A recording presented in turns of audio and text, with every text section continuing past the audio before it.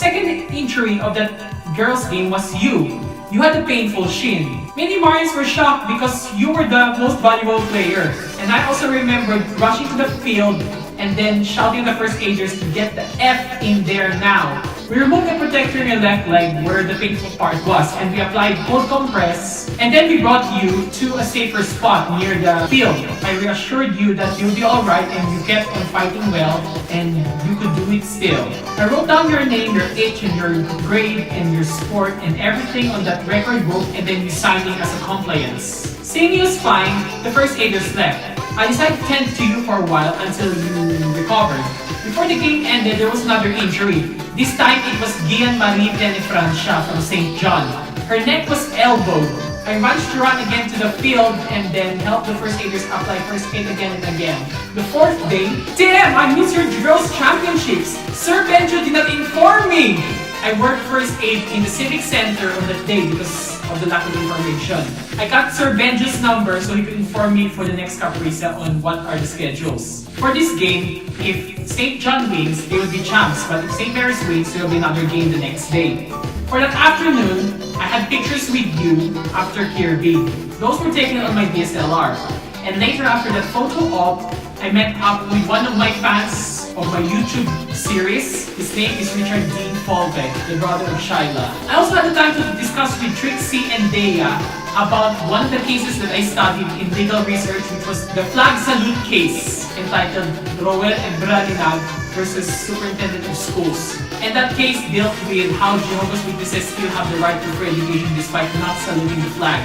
And the game begins. I also work against first aid, wherein I discussed with Sir Benj about what else did I study in law and what were the cases that I worked on during the week preceding CAPRISA. I also had a conversation with Kiana about many things too, and about the book that I was writing. I had the time to speak with Miss Ard, one of your coaches. We spoke about many things like my basic education abroad, college in St. John, also my adoption to St. Mary's, and also meet up with celebrities. When there was another fight, I just shouted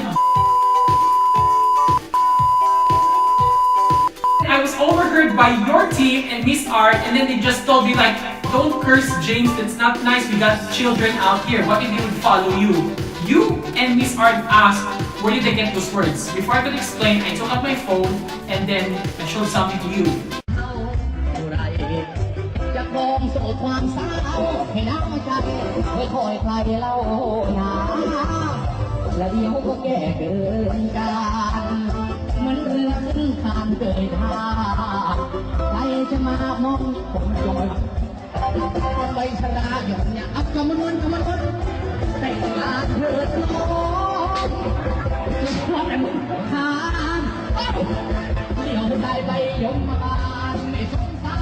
And I remember just saying, akalain na mahubog na ina na kaya nila makatakas sa ginagawa nila. You think na kaya ba na mahubog na yan na they can get away with what they're doing? Mga putang ina na mga yan. You just told me not to say those words. Even Leslie told me not to utter those words. You and Miss Ard asked me where did they get those cursing. And I replied it was Duterte, Miriam, Marcos father and son, Sergio Osmeña Sr., Manuel Luis Quezon Sr., and Alfredo Lim. You told me this good remark. Duterte is not a good role model for you. You want to follow Duterte? Follow what he knows of the law, not his vulgarity and his brutality. There was this injury from CPC. I remembered again rushing the field again by shouting that alright fuckers, but then you just warned me again not to say those words. By summoning all the first aiders, we moved the victim to safety. Also smack one against CPC. That means to say there will be another game tomorrow. Now this time, and then next game was a boys match again, but it is elementary. St. John versus St. Mary's. There was only one injury in that game. It was just a sprained ankle. The next day would be a rainy day, and I had to do my part again within the rain. One thing I recall on that day was after I took your photo with Leslie and Jessica Dalibas, you asked me on which side will I choose. I said that I can only choose two because there's nowhere I can go. You told me that I should only choose one. You see my hand on your shoulder, you just said that it was kind of intimate. Smack was on the verge of losing, and I tried to cheer on, but however, I felt that cheering for St. Mary's would surely get La Salle mad at me since I am an alumni of St. John. And I have seen how the battle was intense. And then, at the end, St. Mary's lost, and there was tears of sadness and sorrow and guilt, while St. John was just cheering on. I'm glad that there was sportsmanship between the schools. I took a time out from first aid because my shift was done. I had already done my parts all in all. So, what I did is that I went to City Mall and grabbed some cash, then went to Bitoy's to find something to eat. When I went to Bitoy's, there was a beach volleyball going on between St. John and PSSI, which is run by the Missionary Servants of the Poor.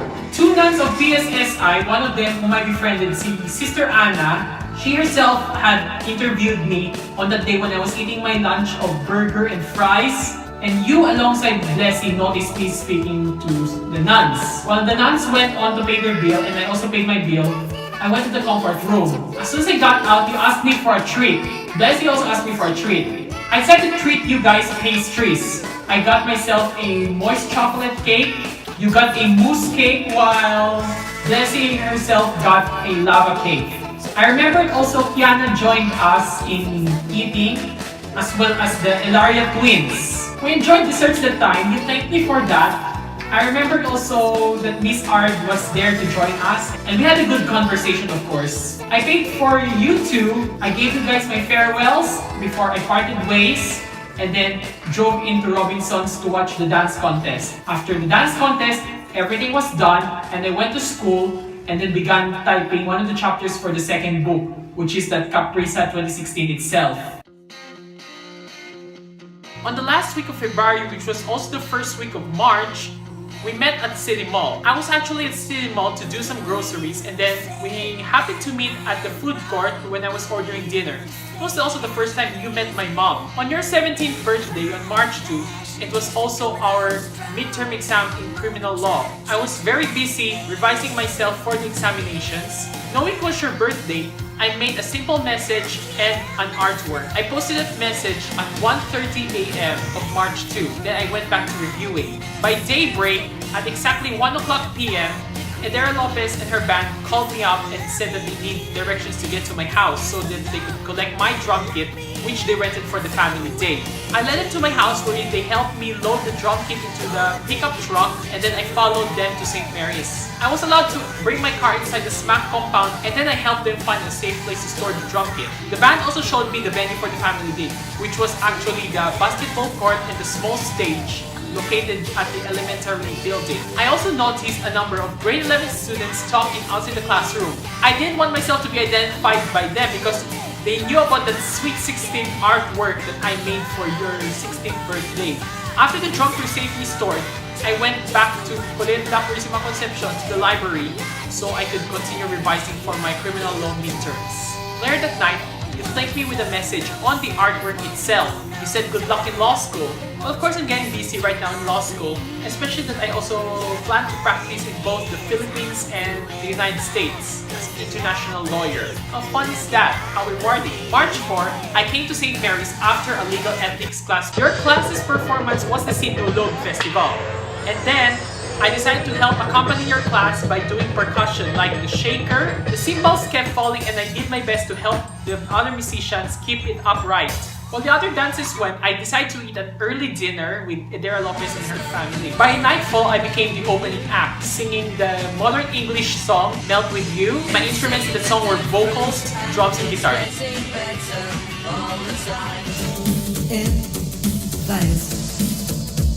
In a dance hall days.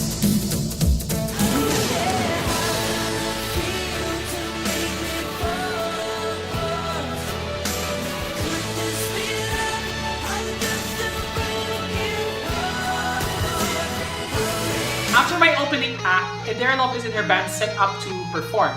They asked me to jump on 2 or 3 songs, which I accepted.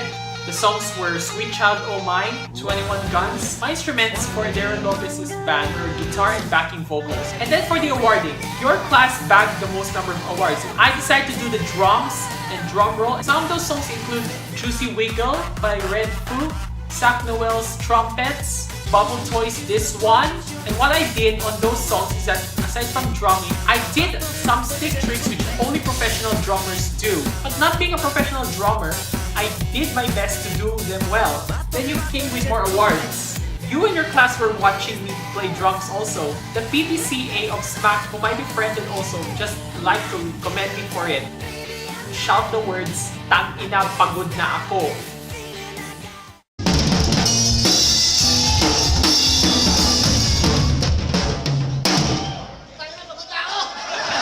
There was a lot of laughter, except for a few.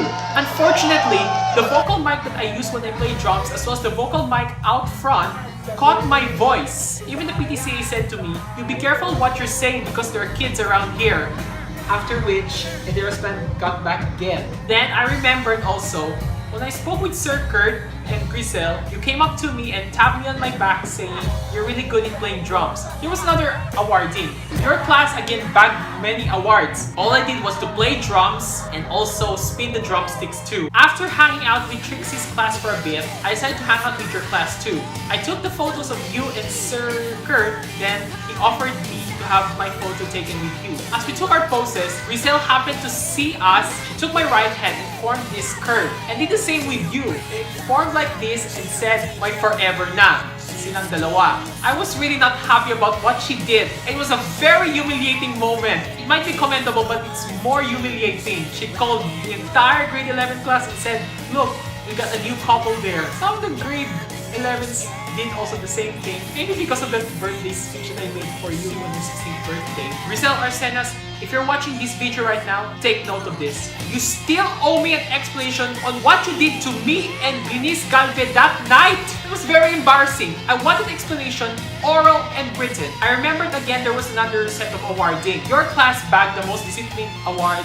and also the champion award. I did drums on those songs again. When you got the championship awards, you asked me if you could try my kit. I let you stay on my kit and you tried all the drums that were there. I took your photo also. I remember I just asked for some beer. The PTCA as well as Sir Benjo and Sir Kurt stopped me from ordering any beer because they saw my car keys and that I was driving that night. So what they did to me is that they offered me instead warm water, of course, because of my vocal cords. More performances came. I jammed again with Idera's band for the last song, Sweet Child O' Mine, Reprise. There was a DJ for partying. But however, a fight caused the party to be cancelled. It's better to be safe than sorry. The next morning, I woke up and wrote about that night on a new chapter. I sent some photos also to Grizzle. Grizzle jokingly threatened to post those pictures of us on Facebook. Katrina Ysa Velardo saw also the photos and then made fun of me a bit about it, saying that at least you had another photo with the MVP.